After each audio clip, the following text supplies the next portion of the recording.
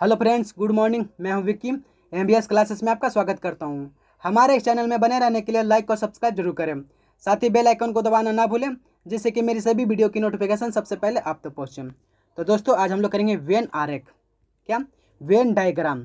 तो दोस्तों, session start करने से पहले मैं आपको एक बता दूँ कि ये जो वेन आरेख है, अगर इस सेशन को आप ध्यान से देखिएगा तो आपके लिए बहुत ज़्यादा फायदेमंद है, क्योंकि इसके अंतर्गत न्याय, जिसको बोलते हैं इंग्लिश में सिलोलिज्म, कथन एवं तर्क, कथन एवं पूर्वानुमान, कथन एवं कार्यवाही, कथन निष्कर्ष, इस तरह के क्वेश्चन इससे हल कर सकते हैं।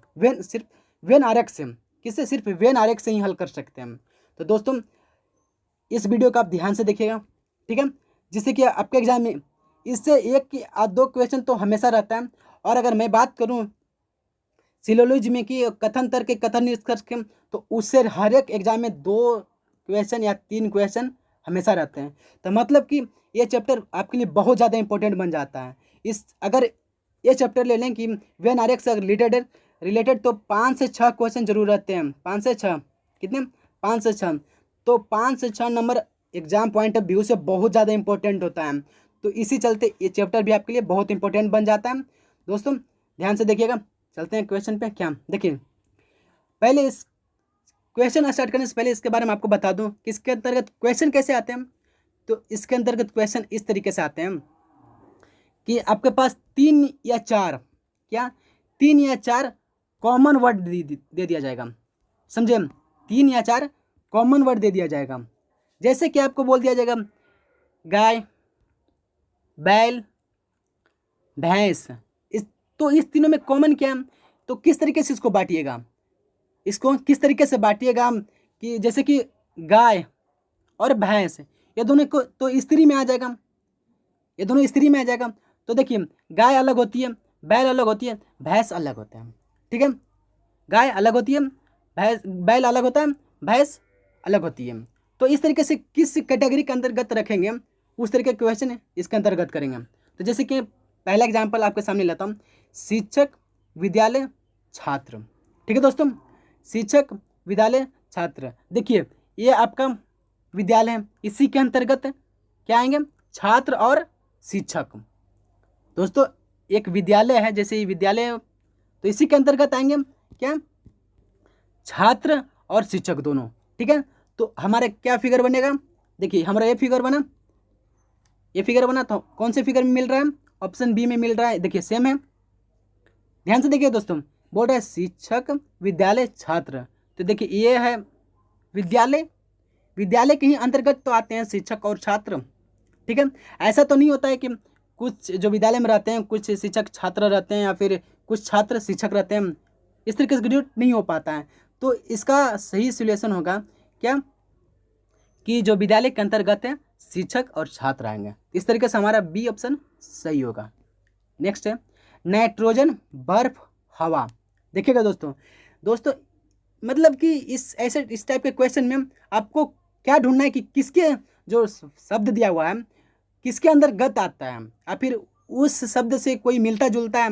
जैसे यहाँ पे देखते हैं नाइट्रोजन, बर्फ, हवा। दोस्तों देखिए, हवा के अंतर्गत आता है नाइट्रोजन। क्या ये हवा है?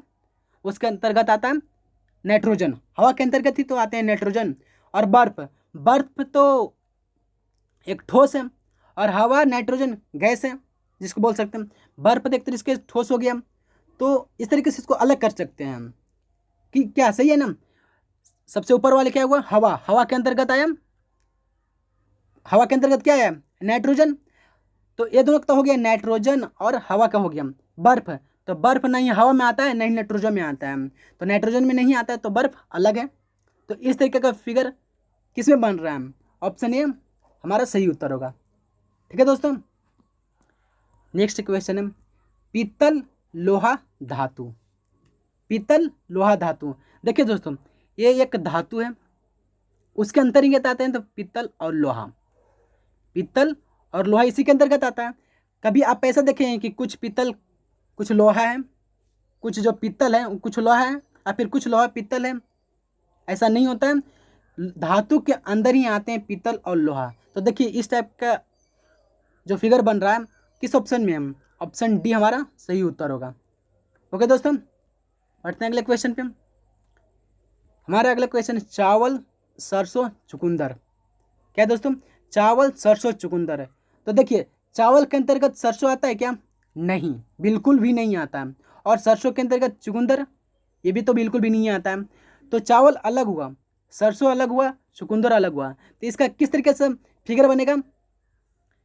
चावल सरसों चुकंदर तीनों अलग हैं, तो तीनों अलग हैं, ऑप्शन सी हमारा सही उत्तर होगा। देखिए तो तीन जो गोला दिया हुआ है तीनों अलग हैं, क्योंकि तीनों अलग हैं, तीनों अलग टाइप के जो चावल सरसों चुकंदर है खाद्य पदार्थ है, वो तीनों अलग इस तरीके से अलग हैं सर। ठीक है, बढ़ते हैं अगले क्वेश्चन पे।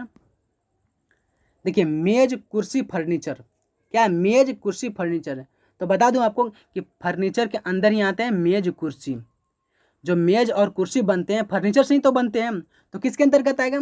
फर्नीचर के अंदर। आप समझ रहे हैं दोस्तों?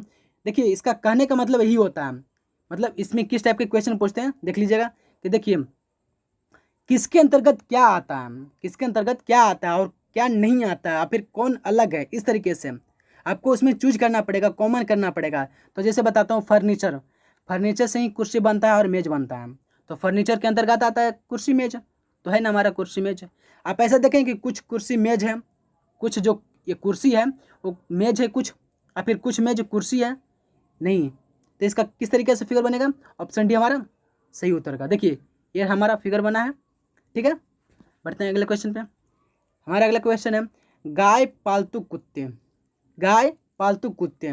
तो दोस्तों देखिए गाय भी पालतू होती है और कुत्ते भी पालतू होते हैं, सही है ना। आप सोच रहे कुछ कुत्ते रोड पे घूमते, सड़क पर घूमते हैं, या फिर कुछ इस तरीके से, तो दोस्तों कुछ में कॉमन में आते हैं। ठीक है, लेकिन आप जानते हैं कुत्ते पालतू भी होते हैं, गाय भी पालतू होती है। ठीक है, तो पालतू के अंदर आएगा गाय और कुत्ता। अगर आपको बताऊं कि आप ऐसा कभी देखें कि कुछ गाय कुछ कुत्ता है, क्या कुछ गाय कुछ कुत्ता है? ऐसा नहीं होता है। ठीक है, तो देखिए क्या था, ये तो जो बाहर वाला गोला है वो बड़ा वाला वो पालतू हो गया, ये पालतू हो गया, और अंदर वाला गाय और कुत्ता, क्योंकि पालतू के अंतर्गत ही आते हैं गाय और कुत्ता। इस तरीके से हमारा सही उत्तर हो जाएगा ऑप्शन डी। ओके दोस्तों, बढ़ते हैं नेक्स्ट क्वेश्चन पे। नेक्स्ट क्वेश्चन हमारा चीता बाघ मांसाहारी। चीता बाघ मांसाहारी।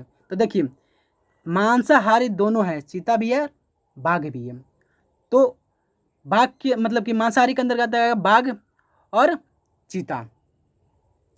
ठीक है दोस्तों, देखिए ये जो बाहर वाला गोला है बड़ा वाला वो आएगा मांसाहारी, और अंदर वाला जो है वो चीता और बाघ। क्या चीता और बाघ है। ठीक है दोस्तों, तो इसका इस तरीके का फिगर कौन सा बन रहा है? ऑप्शन डी हमारा सही उत्तर होगा। ठीक है दोस्तों, अगर वीडियो हमारी पसंद आ रही हो तो आप लाइक कीजिए, सब्सक्राइब कीजिए और दोस्तों के साथ शेयर करना ना भूलें। ठीक है, देखिए गंगा कोसी बिहार है, गंगा कोसी बिहार। तो आपको बता दूं कि बिहार के अंदर दोनों बहते हैं, गंगा भी और कोसी भी। तो इसका किस तरीके से फिगर बनेगा? ये बिहार है, बिहार के अंतर्गत आया गंगा और कोसी। ठीक है, बिहार के अंतर्गत आता है कौन? गंगा और कोसी। तो इस तरीके का फिगर बनेगा। तो किस ऑप्शन में हमारा? ऑप्शन डी हमारा सही उत्तर होगा। ओके दोस्तों, नेक्स्ट क्वेश्चन है भारत उड़ीसा भुवनेश्वर। क्या? भारत उड़ीसा भुवनेश्वर। तो आपको बता दूं कि भारत के अंतर्गत आता है भुवनेश्वर, भारत के अंतर्गत आता है भुवनेश्वर, क्योंकि भारत एक देश है और भुवनेश्वर एक राज्य है। ठीक है, भुवनेश्वर एक राज्य है और उड़ीसा, सॉरी उड़ीसा के अंतर्गत भुवनेश्वर आएगा, उड़ीसा के अंतर्गत भुवनेश्वर आएगा, क्योंकि उड़ीसा राज्य है और उसकी राजधानी भुवनेश्वर है। ठीक है, उसकी राजधानी भुवनेश्वर है, उड़ीसा की राजधानी भुवनेश्वर है। ठीक है ना, तो देखिए तो उड़ीसा के अंतर्गत आया भुवनेश्वर। ठीक है, तो देखिए सबसे जो बड़ा वाला है वो क्या है? भारत। ठीक है, और उसके अंतर्गत जो क्या है? उड़ीसा। क्या? उड़ीसा। फिर उसके जो छोटा वाला है गोला वो है भुवनेश्वर। तो देखिए भारत देश है, देश के अंतर्गत आता है राज्य, राज्य के अंतर्गत आते हैं मतलब कि जिले, जिले आते हैं। तो भुवनेश्वर जिले ही एक तरीके से राजधानी बनाया गया है किसके? उड़ीसा के। ठीक है, तो इस तरीके से हमारा कौन सा ऑप्शन सही होगा? इस फिगर देखिए ऑप्शन ए में मिल रहा है, तो इस तरीके से हमारा ये सही उत्तर होगा। ओके दोस्तों, फिर देखिए राष्ट्रपति राज्यपाल राजदूत। तो एक क्वेश्चन आपके लिए इम्पोर्टेंट हो जाता है। ठीक है दोस्तों, एक क्वेश्चन जो है ना SSC GD, क्या SSC GD में पूछा गया है। ठीक है ना दोस्तों, कब का? 2017 का। SSC GD 2017 में पूछा गया था एक क्वेश्चन, इसलिए मैं सबसे लास्ट में लिखा हूँ, क्योंकि हर एक जो एग्ज़ाम होता है उसका क्वेश्चन करना इंपॉर्टेंट बन जाता है, क्योंकि वो क्वेश्चन रहते हैं वो दूसरे एग्जाम में पूछे जाते हैं। तो इस तरीके से हम लोग को ध्यान में रखना पड़ेगा। तो देखिए बता दूँ, ये थोड़ा गलत लिखा हुआ है, क्या? राष्ट्रपति, राज्यपाल, राजदूत। तो ये इंपॉर्टेंट बनता है। तो आपको बता दूं क्या राष्ट्रपति सबसे बड़ा होता है। ठीक है, राष्ट्रपति सबसे बड़ा होता है, और उसके अंतर्गत आते हैं राज्यपाल और राजदूत। ठीक है, इसी के अंतर्गत आते हैं, राष्ट्रपति के अंतर्गत आते हैं राज्यपाल और राजदूत।